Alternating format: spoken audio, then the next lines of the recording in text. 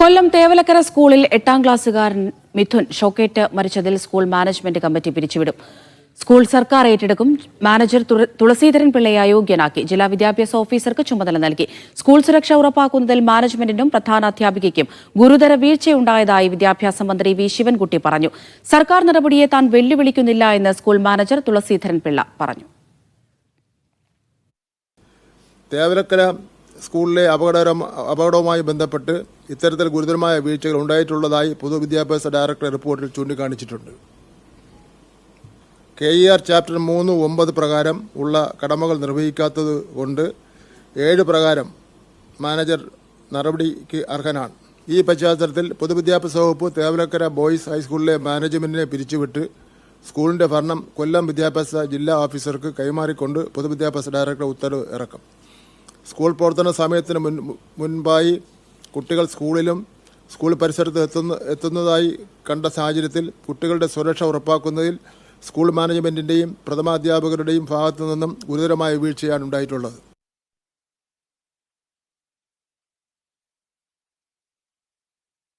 ഞാൻ ആ നടപടിയെ പൂർണ്ണമായിട്ടും സ്വാഗതം ചെയ്യുകയാണ്.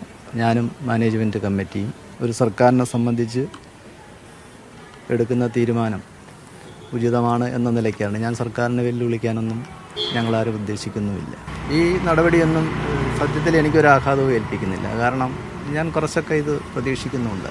ആ കുട്ടിയുടെ മരണം ഏൽപ്പിച്ച ആഘാതം വെച്ച് നോക്കുമ്പോൾ ഇത് അതിൻ്റെ ഒരു 100-1 പോലും ഇല്ല എന്നുള്ളതാണ്. അതുകൊണ്ട് ഇതിനകത്ത് ഒക്കെ സ്വാഭാവികമായ അനാസ്ഥകൾ വന്നിട്ടുണ്ട്. ഇവിടെ ഈ കോലാഹലം സൃഷ്ടിക്കുന്നവർ സമൂഹത്തിന് ബാധ്യതയാണ്. അവരെ ഞാൻ പറഞ്ഞില്ലേ, DCC അധ്യക്ഷൻ ഈ കുറ്റകരമായ അനാസ്ഥ മാനേജർക്കുണ്ടെങ്കിൽ അന്ന് ആ ലൈൻ ഇവിടെ ഉണ്ടല്ലോ, അന്ന് സംഭവിച്ചില്ല, ഇന്നാ സംഭവിച്ചേക്കുന്നത്. മുൻകാല പ്രാബല്യത്തിൽ കുറ്റകരമായ അനാസ്ഥ ഇവിടുത്തെ HM-നില്ലേ, അന്നത്തെ HM ബഹുമാന്യനായ ശ്രീ രാജേന്ദ്ര പ്രസാദിന്, അദ്ദേഹത്തിന് ഒഴിഞ്ഞു മാറാൻ കഴിയുമോ? തിരുവനന്തപുരത്ത് നിന്ന് വിജിൻ വായാന്തോട്, കൊല്ലത്ത് നിന്ന് ലിജോ റോളിൻസ് എന്നിവർ വിവരങ്ങൾ നൽകാൻ ആവശ്യപ്പെടുന്നുണ്ട്. വിജിനിലേക്കാണ്. വിജിൻ, വീഴ്ചയിൽ നടപടി ഉണ്ടാകും, ശക്തമായ നടപടി ഉണ്ടാകുമെന്ന് വിദ്യാഭ്യാസ മന്ത്രി നേരത്തെ തന്നെ അറിയിച്ചതാണ്. ഇന്നിപ്പോൾ മാനേജ്മെന്റ് പിരിച്ചുവിട്ടുകൊണ്ടുള്ളൊരു നിർണായക തീരുമാനത്തിലേക്ക് എത്തിയിരിക്കുന്നു. അപ്പോൾ സർക്കാർ സ്കൂൾ ഏറ്റെടുക്കുമെന്നാണോ?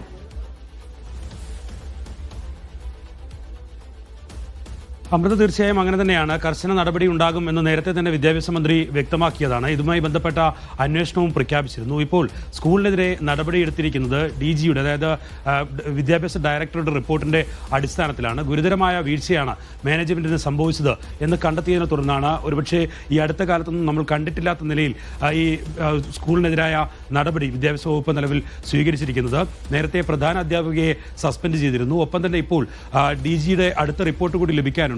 DEO ആണ് ആ റിപ്പോർട്ട് സമർപ്പിക്കേണ്ടത്. DEOയോടും ഒപ്പം തന്നെ DEയോടും AEയോടും അതിൽ റിപ്പോർട്ട് സമർപ്പിക്കാൻ, അവർക്ക് ഏതെങ്കിലും തരത്തിലുള്ള വീഴ്ചയുണ്ടോ എന്ന് പരിശോധിക്കാനുള്ള നിർദ്ദേശവും നൽകിയിരുന്നു. ഇന്ന് തന്നെ ആ റിപ്പോർട്ട് വരും എന്നുള്ളതാണ് വിദ്യാഭ്യാസ മന്ത്രി വ്യക്തമാക്കുകയും ചെയ്തത്. എന്തായാലും ഇക്കാര്യത്തിൽ ഗുരുതരമായ വീഴ്ച മാനേജ്മെന്റിന്റെ ഭാഗത്തുനിന്നുണ്ടായി എന്ന് കണ്ടെത്തിയതിനെ തുടർന്നാണ് നിലവിൽ മാനേജ്മെന്റിനെ പൂർണ്ണമായും പിരിച്ചുവിടാനും മാനേജറെ ആ സ്ഥാനത്ത് നിന്ന് നീക്കാനും തീരുമാനിച്ചിരിക്കുന്നത്. കൊല്ലം ജില്ലാ വിദ്യാഭ്യാസ ഓഫീസർക്കാണ് സ്കൂളിന്റെ ചുമതലയുണ്ടാവുക. സ്കൂളിന്റെ പ്രവർത്തനങ്ങൾ, അതായത് പുനരുദ്ധാര പ്രവർത്തനങ്ങൾ ഉൾപ്പെടെ നടത്താനുണ്ട്. ശോചനീയമായ ബിൽഡിങ്ങുകൾ മാറ്റാനുണ്ട്. ഒപ്പം തന്നെ ആ സൈക്കിൾ ഷെഡ് ഉൾപ്പെടെ മാറ്റിപ്പണിയേണ്ടതൊക്കെ ഉണ്ട്. അങ്ങനെയുള്ള നടപടികൾ ഒക്കെ സ്വീകരിക്കേണ്ടതുണ്ട്. എത്ര കാലത്തേക്കാണ് ഈ നിലവിൽ പിരിച്ചുവിട്ട മാനേജ്മെന്റ് പൂർണ്ണമായും ഒഴിവായി നിലനിൽക്കുക എന്നുള്ളതാണ്.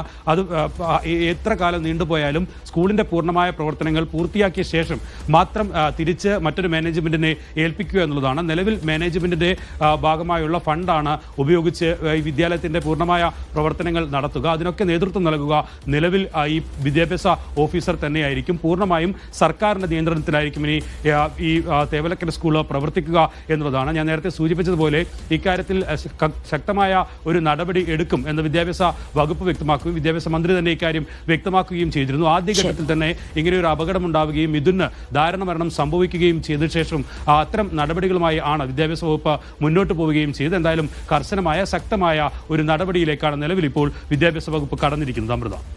ശരി വിജിൻ. ലിജോ, നേരത്തെ ഈ തീരുമാനത്തിന് പിന്നാലെ അവിടെ PTA എക്സിക്യൂട്ടീവ് യോഗമൊക്കെ ചേർന്നിട്ടുണ്ടായിരുന്നു. മാനേജ്മെന്റിന്റെ ഭാഗത്തു നിന്ന് ഗുരുതരമായ കൃത്യവിലോപമാണ് ഉണ്ടായത് എന്നാണ് നേരത്തെ വിദ്യാഭ്യാസ മന്ത്രിയും പറഞ്ഞത്. ഇതിനെ എങ്ങനെയാണ് മുൻ മാനേജർ പ്രതികരിച്ചത്?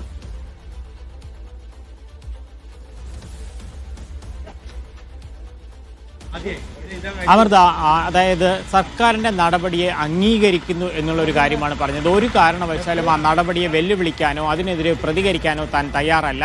എന്തൊക്കെയല്ല, അതായത് ഏത് മാനേജ്മെൻറ്റ് കമ്മിറ്റിയാണ് ആ നിർമ്മാണ പ്രവർത്തനങ്ങൾ നടത്തിയാലും അതിൻ്റെ ഉത്തരവാദിത്തത്തിൽ നിന്നും താൻ ഒഴിഞ്ഞു മാറുന്നില്ല എന്നുള്ള ഒരു കൃത്യമായ മറുപടി തന്നെയാണ് ഈ മാനേജിംഗ് കമ്മിറ്റി, അതായത് മാനേജർ പറഞ്ഞിരിക്കുന്നത്. പക്ഷേ അതിൽ തന്നെ ആ ഉത്തരവ് കിട്ടേണ്ടിയിരിക്കുന്നുണ്ട്. ഈ ഒരു മാനേജിംഗ് കമ്മിറ്റിയുടെ നേതൃത്വത്തിൽ തന്നെയാണ് ബോയ്സ് സ്കൂളും ഗേൾസ് സ്കൂളും ഉണ്ട്. അതായത് 2 സ്കൂളുകളായിട്ടുണ്ട്. അപ്പോൾ ആ 2 സ്കൂളുകൾക്കും ഇത് ബാധകമാണ്. അക്കാര്യങ്ങളെല്ലാം ഇനി ഒരു വ്യക്തത വരേണ്ടതുണ്ടെന്നുള്ള കാര്യം തന്നെ പറയുന്നു.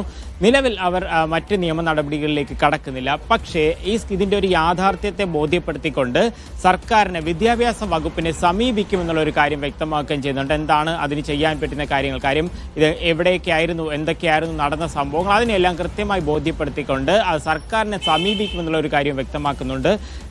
സ്കൂളും എന്തായാലും സർക്കാർ നടപടി അംഗീകരിക്കുന്നു. ഡിയുടെ നിയന്ത്രണത്തിലേക്ക് സ്കൂൾ വരുമ്പോൾ തുടർന്നുള്ള കാര്യങ്ങൾ കൃത്യമായി നടന്നു പോകണമെന്ന് തന്നെയാണ് പറയുന്നത്. ഇപ്പോൾ ഈ മറ്റ് വെല്ലുവിളിക്കുന്നൊന്നുമല്ല, ഒരു വീഴ്ച സംഭവിച്ചു പോയി, അത് ഇത്തരത്തിലൊരു കുഞ്ഞിൻ്റെ ജീവൻ എടുത്തു.